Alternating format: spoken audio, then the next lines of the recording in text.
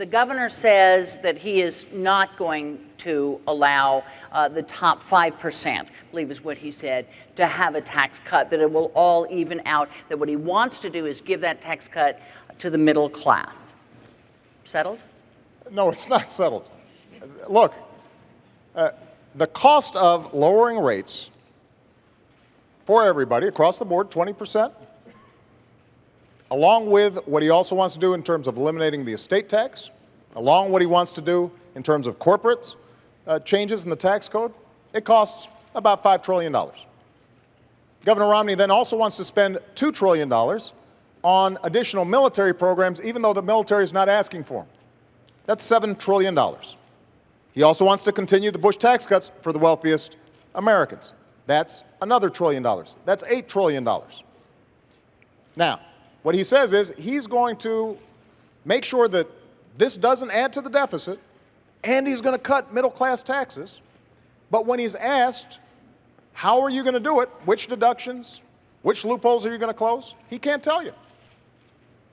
The fact that he only has to pay 14% on his taxes when a lot of you are paying much higher, you know, he's already taken that off the board. Capital gains are going to continue to be at a low rate, so we're not going to get money that way.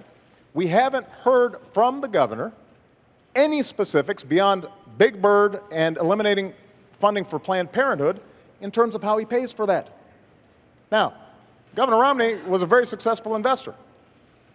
If somebody came to you, Governor, with a plan that said, here, I want to spend $7 or $8 trillion, and we're going to pay for it, but we can't tell you until maybe after the election how we're going to do it, you wouldn't have taken such a sketchy deal. And neither should you, the American people, because the math doesn't add up. And what's at stake here is one of two things. Either, Candy, this blows up the deficit, because keep in mind, this is just to pay for the additional spending that he's talking about. $7, $8 trillion, that's before we even get to the deficit we already have.